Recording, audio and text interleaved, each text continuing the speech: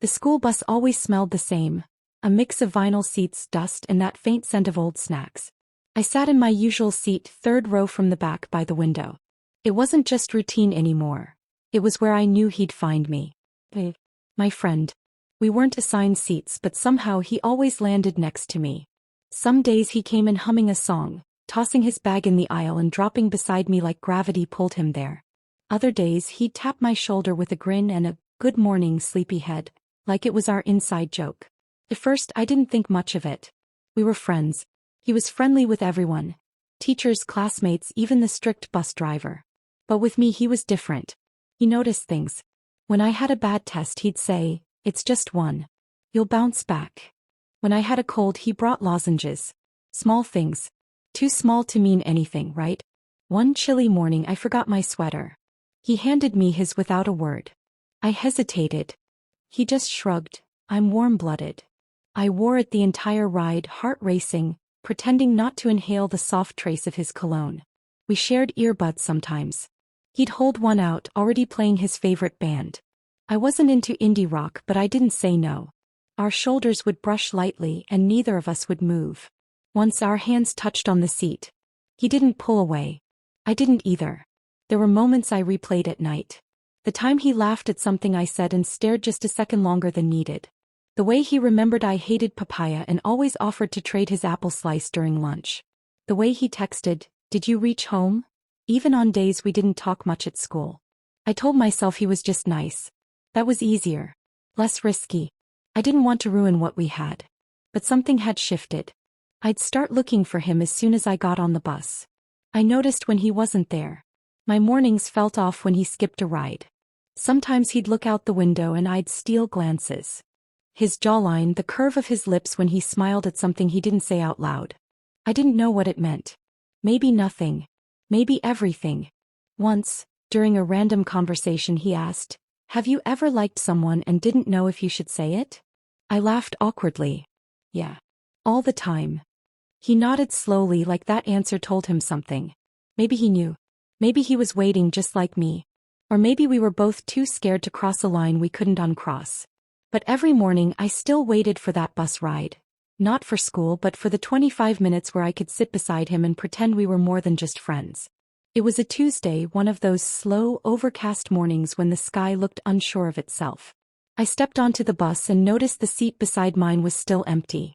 A few seconds later Arjun climbed in, eyes scanning until they landed on me. He didn't smile like usual. Just nodded, slid in beside me and sat quietly. Something felt different. Not in a bad way. Just charged. He didn't play music. Didn't tease or talk. For 5 minutes there was just silence except for the bus engine humming beneath us. I glanced at him. His arm rested on the seat back behind me, fingers tapping lightly. He wasn't looking at me but he wasn't distracted either. He was just there. Present. Then he leaned a little closer. "You okay?" he asked. His voice was softer than usual. I nodded. "Yeah, you." He gave a half smile. "Thinking too much?" I didn't ask what. Something about his tone made me afraid to push. A few turns later the bus hit a bump. I lost balance and shifted toward him without thinking. My shoulder pressed into his. He didn't move away. I didn't either. The space between us, always casual, now felt intentional. "I like this," he said almost to himself. I turned my head. "What?" He met my eyes. "This. Us." His words hung there, uncertain but honest. I couldn't speak. My mouth opened but nothing came out. That second stretched forever. Before I could find a response, someone behind us shouted, "Arjun, you bringing your football kit today or what?" He glanced back and waved vaguely, then looked at me once more, this time with a nervous smile. "Forget it," he muttered, pulling back slightly. But I couldn't forget it. For the rest of the ride, my heart thudded in my chest. His hand rested inches from mine on the seat. I wanted to reach for it. I didn't. At school we didn't talk. Not out of anger. More like neither of us knew what to say now. That night I stared at our old chats, wondering if I should text him. Everything felt suspended, like we'd opened a door but stepped back before walking through. The next morning, I noticed he'd already read my "good morning" text but hadn't replied. Didn't hurt exactly, it just made the air heavier. Still, I boarded the bus, slid into our seat and waited. He came in a minute later, sat down quietly again, and for a while, it felt like nothing had changed. But I knew better.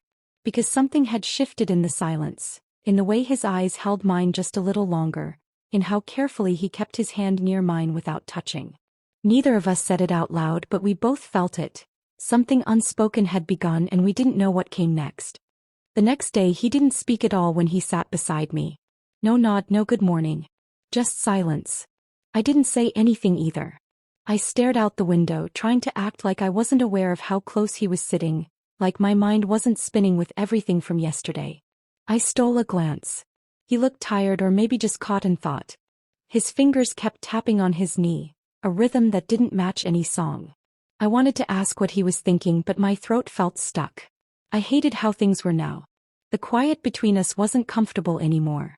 It felt full of things we were avoiding. Halfway through the ride he shifted. "I'm sorry," he said, voice low. I turned to him, confused. For what? For what I said. I wasn't trying to mess things up. He paused. "I thought you felt something too." I stared at him. "I do," I said before I could second guess it. His eyes met mine quickly, like he didn't expect that answer. "I wasn't sure," I added. I thought maybe you were just being nice. That I was reading too much into everything." He let out a breath and shook his head. "I'm not that nice." We both smiled a little.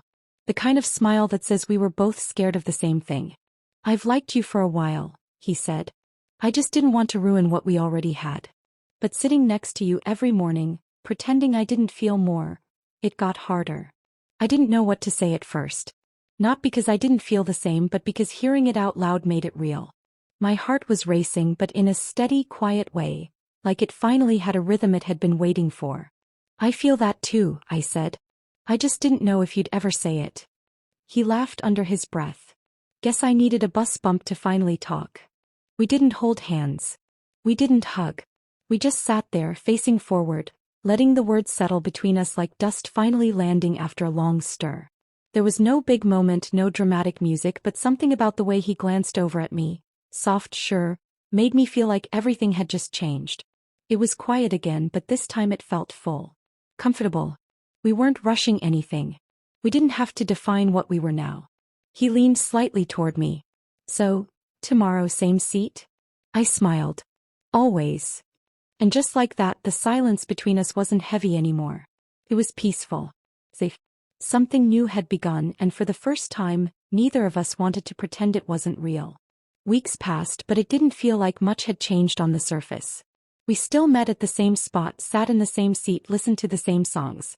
But everything felt different now, easier, warmer. There was no more guessing, no tension hiding behind our smiles. We didn't talk about it every day. We didn't need to. Sometimes he'd just rest his arm behind me without saying a word. Other times, he'd glance over and raise one eyebrow like he was waiting for me to finish his thought. Most days I did. We'd gotten good at that, understanding without spelling things out. He still teased me, still called me sleepyhead when I looked tired. But now when he said it, his hand would brush mine right after, like a quiet reassurance that we were more than just jokes and routines. There were moments when I caught him watching me instead of the road outside. He didn't look away when I noticed. He just smiled like it was the most natural thing to do. We kept it to ourselves. No announcements, no labels. At school we acted the same. Some of our friends probably sensed something, but no one asked, and we didn't explain. It felt too special to share in words.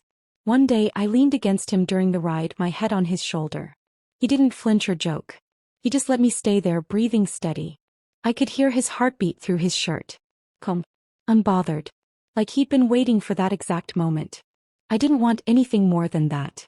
Not a big confession, not some movie scene ending. Just that quiet closeness where everything made sense without needing to ask. He handed me a folded note one morning. I opened it when I got home. It wasn't poetic or dramatic.